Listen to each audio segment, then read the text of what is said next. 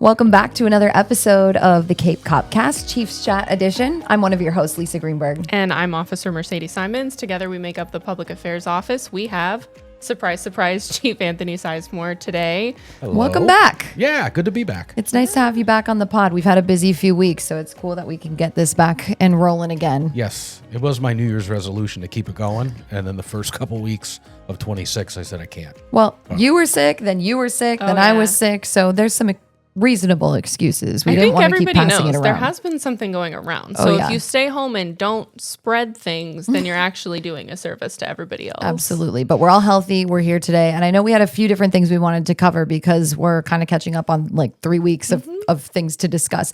One of the big things I know is we wanted to kind of set the record straight, clear the air on some misconceptions surrounding our staffing. Yes. So a couple of weeks ago, I was asked by the city manager to present a state of the union as far as staffing, equipment, overall budget, right, for where we are right now in the short term of building fiscal year 2027, which we are in calendar year 2026. We are in fiscal year 2026, but the new fiscal year starts October 1st. So that will be fiscal year 2027. So it will be on your calendar, 2026, but October of 2026 begins fiscal year 2027. So we're already confused, right? No, that's how budget works. Right. So now, this time of the year, early part of calendar year 2026 is really about almost midway through the current fiscal year. So we are developing the budget for fiscal year 2027. That's normal, standard, but what we do that's a little bit different, a little bit more advanced, is we do a 10-year plan. We've talked about it ad nauseum on the podcast, Project 35. Right. 2035, fiscal year 2035, what do we look like? People, places, and things. And then we reverse engineer that budget. Well, year 2 of that 10-year project is what we're developing now, right? And the city manager asked me to speak to our elected body, the Cape Coral City Council, in the budget workshop. The budget workshop is just that. It's a workshop where they're putting together, they being the city council, their legislative big idea projects. Where do they want to go? What programs, from sidewalks to setting the ad valorem tax rate to fees to what are their priorities, right? Their legislative priorities. And then those priorities are taken by the city manager, who's ultimately accountable. And he works with the finance department and every department director to make sure that our operations and what we do will fulfill those legislative priorities by our elected officials who represent the people, right? That's our little civics lesson. It's a little machine. So my part in the workshop was to talk about what are we doing now? What are we looking to do in fiscal year 2027 and the development of that? And then, the kind of elephant in the room right now is what's going to happen in Tallahassee with property tax reform. Right. So there's a lot of angst. There's a lot of different scenarios. So the city's finance department was doing that. That's happening across the state. All 67 counties are having to come to terms with some kind of reality. What I was asked to do was to present that independent of any of that, our needs for public safety continue, whether that's ad valorem, grant, we win the lottery, or we have a very successful bake sale. Right? It doesn't matter what the funding source is. Right. We have needs. And the goal that I had, or the task I was given, was present where are we going and how are we going to get there? And that's exactly what Project 35 is. It's modeled after growth modeling, right? There's a third-party professional urban planning growth modeling company that the city has contracted, and we use those numbers. So we're not just picking it out of a hat or using old trends. We're using professional people to forecast where are we going to be. So if we know the outcome or a really reasonable assumption on what the outcome is going to be for population, we can then derive historically a population will demand this type of service. And then historically, what are our calls for service? How many people do we need on the front lines to be able to respond to those needs? and then you extrapolate that out or you scale that up based on your growth, right? Right. So it's very building blocky, scientific planning. So it was to put that into a consumable product, right? Take a very complicated meal and make it a happy meal so everybody can understand it, right? Consumable data and information. So that's what we did. And one of the things that really got attention was the fact that today we could use 57 more people today. That was misunderstood, and I always will take responsibility. If I'm doing the talking and you're not understanding, it's my fault, right? I need to make sure, or the presenter always needs to make sure that the listener understands. I think most people did, but some did not. And if everybody doesn't, then nobody does, right? That's the way I like to look at it. So some believed, oh my gosh, you're 60 people down right now. That is not exactly true, right? When I took over 5 years ago, we were about 60 people down from where we needed to be to meet the metric of people call the police, we go, we get there quick, and then we find, and we, do what you expect us to do. You need X amount of people to meet that metric consistently. Okay. So we worked really hard to onboard a lot of staffing, and we got very aggressive in our posture to make up ground, right? And I've used this analogy before, and I'll use it one more time. We're on the highway. Somebody's doing 70, and we are behind them doing 70. If we don't speed, we're never going to catch them, right? So take that analogy, and this is where we need to be. This is where we are. We are never going to get where we need to be unless we increase the gas, step on the gas, get a little bit more aggressive in our posture of hiring people. We did that. The only problem, which is not a problem, it's a problem for growing and planning, but it's a good thing for the city and the region, is the goal line keeps moving. People keep coming here. So the amount of officers that we need to meet this demand, we're not able to fully catch up because more people are coming here, more service demand, right? The car in front of us is speeding. Also stepping on the gas. So we got to step on the gas a little bit more. And that's what we did with Project 35. So I hope people understand that. Well, we've made a lot of progress, and we have hired a lot of people, and we are meeting our metric right now because we did some strategic changes to the way we're laid out, our geographic deployment, all of those things that you expect me and my staff to do, we're doing.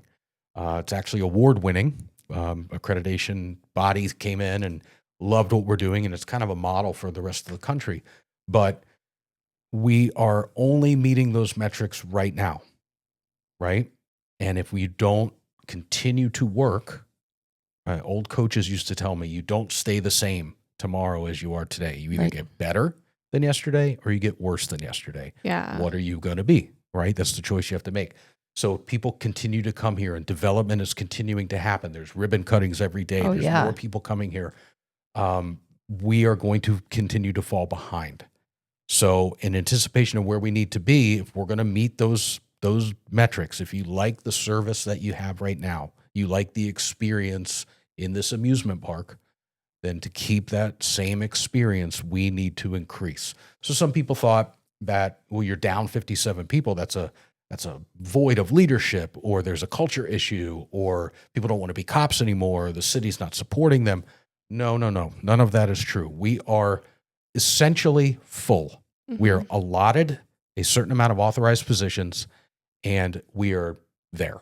And our retention is also really great. It's not like we have people leaving. People want to come here. We want to stay. People stay. We've had open enrollment, and we have so many people who are interested coming to test because we've been given a lot of benefits. Our pension's great. Our pay is awesome. And so we're just keeping up with what we have going. And beyond things like pay, insurance, cars, or, uniform colors can change, right?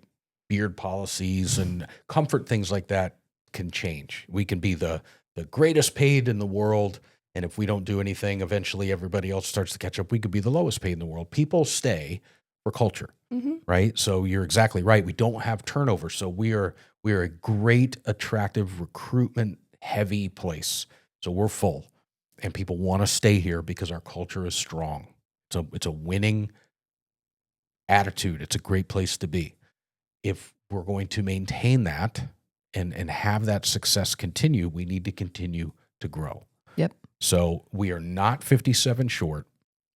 We are 57 short of where we need to be to continue that improvement. Now, it's a long-range plan. I know we're not going to get, even if the city council said, we'll give you your 57 right now, quality control, we wouldn't be able to onboard 57 the way we want to make sure we're getting the right people that our community expects. We take our time. We onboard a good, fast, hard-working pace in our professional standards bureau is about 30 onboards a year. Mm-hmm. So I'm just forecasting a few years out. We need to continue to do that, which is what the ask was. The ask is about 20 to 30 positions a year. That's where we need to be to maintain the service levels that we have. So I know that was lost in translation in that presentation a little bit. Understandable. I did an op-ed to the Breeze just to explain that. So we're doing what you would want in the public a leader to do, or a team of leaders to do, which is to focus on the now and be educated and anticipate the future and work towards the future. Right. To ensure that if you like what's happening now, this is what you need to do to ensure tomorrow that in a bigger area with more demand, you're still getting the same per capita quality of service. So to recap, essentially, we have essentially no openings currently. The openings aren't the issue. We are essentially full. What you are saying is we could use 56 more openings. Mm-hmm. Not that we are down 56, or we currently have 56 openings. We have currently no openings because we have done a good job of recruiting people and filling the slots that we've been given. We just need more of those openings. You love my analogies or my visuals, right? They're the best. We have a big bucket. The bucket represents our authorized positions. It's full. The water are the people that are occupying those positions. The bucket is full, but we need a bigger bucket because we need more water. Beautiful. Right? So that's what we're looking for. Exactly. A little bit bigger of a bucket, about 20 whatever measures of volume you want to do per year. Right. Make sense? Makes sense. Absolutely. Absolutely. I think it's good to put it out there and kind of reiterate and make sure that the message is getting to everyone. Speaking of the message, here's Tony's tip. All right. Oh, Be mindful. I feel like this could be a new segment. Tony's tip. Be mindful where you get your information. Yeah. Okay? Now, the source is the best way to get it, but you're not Yes. always there for the source. But a reputable news source, or ask questions of people who are in the know to get the information. Unfortunately, and it's not isolated to here, it's an epidemic. You go to any town forum on social media is going to be riddled with falsehoods. Okay. Yep. So if most people know that social media is not the place for real stuff. It's great if we're friends on social media and you put a picture at the park with you and your family and I go, that looks great. Try the ice cream, or Throwback Thursday. I can't believe you wore that shirt. But if you're going on social media to get legitimate news, I have news for you. It's probably fake, right? And then there's a lot of vitriol on there. It's a pretty toxic place in certain corners of social media.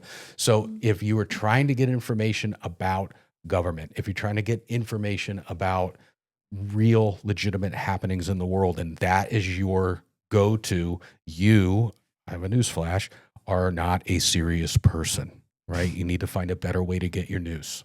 Absolutely. Yeah, like the Cape CopCast. Yes, like the Cape CopCast. And that's one of the reasons. Or our social media platforms. Yeah. Or our website. Or and our news releases. Or a legitimate credentialed news source. News source. Yeah. Something AP related. I mean, I wouldn't want news about what's happening with any military buildup or any type of national news, if it's not a legitimate, trusted source, Yeah. Right. if it's, USA Forum, and then people just go on and start talking, it's a pretty poisonous place. Yep. Be careful. That's all. Yeah. Absolutely. Absolutely. So outside of that, I think we've had a really busy week. We had coffee with the cop on Wednesday at Target. There were so many people that came. It was so fun. It was awesome. It's nice to meet everybody. And somebody, people ask why we do that. And we like to tell them it's because, a lot of times in law enforcement, we'll meet people on their worst day. Well, guess what? When you're at Target with a cup of coffee in your hand, you're probably having the best day. And so that's when we like to introduce ourselves, talk to people, get to know everybody. and answer the questions. Yeah, Like if you and just have see a different questions about side. this Right. type you of go stuff. to where the people are. Yep. Right. And we've had it over the past few years. How come you go to Target? What about mom and pops? Number one, we go to mom and pops. Oh, yeah, we do. We do. We do a lot of mom and Especially pop me and Lisa. coffee shops. Oh, yes. But the thing about a place like Target is the employees there are Cape Coral people. Yep. They are your friends and neighbors. The people who are shopping there are your neighbors. So it is even though they're based in another place as a major corporation, they're an employer for local people, and you meet local people here. I remember years ago, there was a debate about pizza. Somebody was mad about Domino's, and the owner of that franchise actually wrote a letter that said, I employ high school kids. I employ local single moms to work here. I employ people for a second job. There's a lot of local connection with these national companies. So that's something that kind of gets lost. I do like doing them at the Targets and stuff too, because you not only get the people who are like, oh, I'm here for a cup of coffee. You get the people who are coming in to shop. You just get more people. There's more interaction. I mean, we saw so many people. We chatted with so many people. We had great conversations, and the next one's going to be at a church. So we do change it up. The next one's going to be at Cape Christian, their cafe, Parkside they Cafe, have I believe is what it's called. A really nice, Yeah. really nice coffee shop Yeah, there. so that's our next one. So And then be on the lookout for that. it was opening day this past weekend for Little League at Fun. Cosa Saladino Park, and we were well represented there. Some of our staff members are on the board of directors, so they're coaching, they're organizing. They were out there serving hot dogs and hamburgers and really getting in touch with the community. And it's a great time of year. Our Arctic blast, I think, is done. Right? Hopefully. It's supposed to cool off next week for a minute, but this is the best time for Bike Night was a hit recently, opening day ceremonies, Art Fest, Coffee with a Cop. The cafe one that we're going to do is partly outside. Yep. So get outside. We're going to be out there. There's a million events, and it's the best time of year to be out. For sure. Yeah. And to plug, on March 2nd, we have our Financial Crimes Town Hall. So if you're interested in seeing some of the scams, frauds, things like that our detectives have been seeing, they're going to come, they can answer questions and just go over some of the really concerning things, because some scams are very obvious. How could you fall for that? And then other ones are maybe not so obvious that you wouldn't think of unless you were previously informed. Right. So that's on March 2nd at 1 p.m. at the Lake Kennedy Center. Yeah. A lot of fun stuff coming up. A lot of good stuff. Anything else you can think of, Chief? That's it. All right. Awesome. Well, glad to be back in our routine. Yeah. And we'll too. catch everyone next week. Yep. Stay safe. Have a good one. Thank you for listening to the Cape CopCast, where we dive into the heart of the Cape Coral Police Department's safety initiatives, community relations, and the insightful stories of different officers that make up our department. Please like and share our podcast. If you have feedback, you can email capepdpao@capecoral.gov. And remember to follow us on social media. Our handle is @CapePD on all major platforms. Stay safe, stay Cape.